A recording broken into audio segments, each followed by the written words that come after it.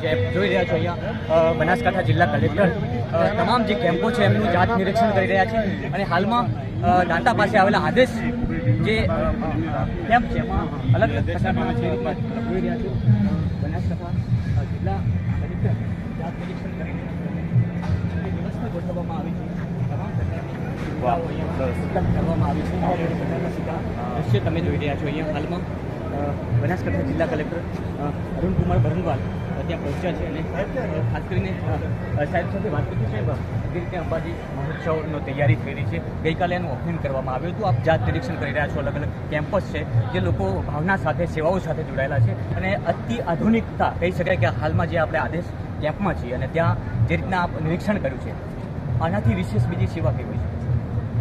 કાલથી મોટી સંખ્યામાં બધા ભક્તો જે છે અંબાજી આવવાની શરૂઆત થઈ ગઈ છે. કાલના દિવસમાં લગભગ 2 લાખથી 65,000 જેટલા લોકો આવ્યા હતા અને અમે સવારથી આંકડાઓ જોઈએ તો કાલ કરતાં એટલી 1.5 થી 2 ગણા લોકો આજના દિવસમાં છેક સુધી આવવાની શક્યતાઓ છે.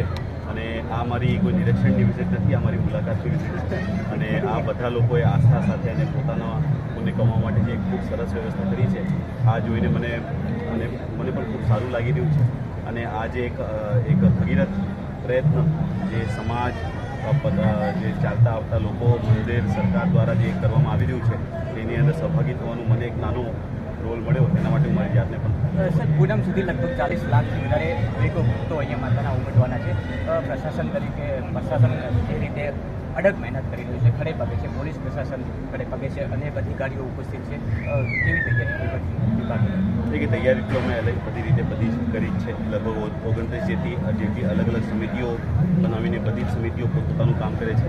કાલના એક દિવસમાં અમારું સ્ટ્રેસ ટેસ્ટ જેવું થઈ ગયું છે અને કાલના આખા દિવસમાં એક જગ્યાથી એક કમ્પ્લેન પણ સ્વચ્છતાની, પાણીની, ટોયલેટની કોઈ પણ જાતની કમ્પ્લેન અમને મળી નથી.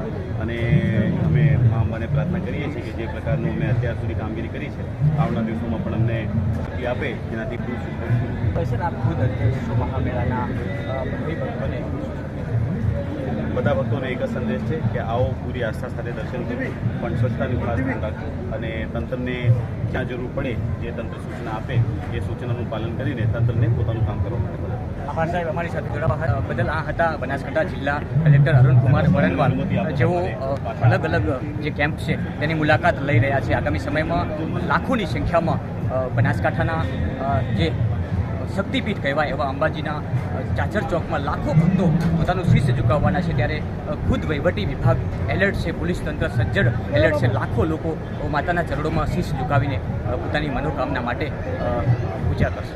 રાજ ગજ્જર, બનાસકાંઠા.